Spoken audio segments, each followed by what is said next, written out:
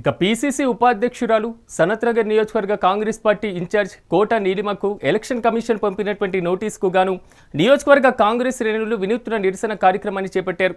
Begumpet old కస్టర్ బస్తీ సమీపంలో పోచమ్మ దేవాలయంలో హోమంతో పాటుగా ప్రత్యేక పూజలు నిర్వహించి ఎలక్షన్ కమిషన్ ఆఫ్ ఇండియాకు దేవుడు సరైనటువంటి బుద్ధి ప్రసాదించాలని నినాదాలు చేశారు. ఈ సందర్భంగా బీహార్లో జరుగుతున్నటువంటి ఓట్ చోరీ అంశాన్ని రాహుల్ గాంధీ తెరపైకి తీసుకువచ్చారనే అక్కసుతో ఎలక్షన్ కమిషన్ కొత్త డ్రామాకు తెరలేపిందన్నారు.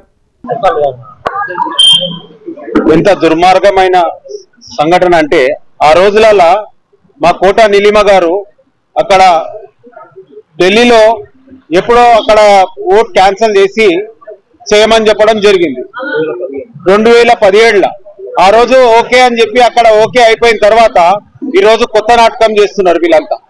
ఎట్లా అంటే ఒక మహిళ పోయి ఇక్కడ కాకుండా ఎక్కడ పోయినా భారతదేశంలో నలుమూలలో కూడా కష్టపడుతున్నది.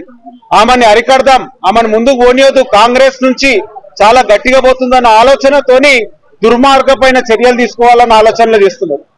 కానీ ఈరోజు నేను ఒకటి చెప్పదలుచుకున్నా, ఇట్లాంటి ఏమన్నా ఉంటే రాజకీయంగా ఈ ఎలక్షన్ కమిషన్ ఏదైతే ఉంటే రాజకీయ నాయకులకు ఒత్తాసు పలకకుండా న్యాయబద్ధంగా ఏదైతే మా కోట నీలిమ గారు 2017లో ఇక్కడ క్యాన్సిల్ చేయండి, నేను వేరే జాగాలకు పోతున్నా అని అంత గట్టిగా అంత చేసిన తర్వాత ఓకే అని ఇప్పుడు కొత్తగా 2 నోటీసులు పంపించింది.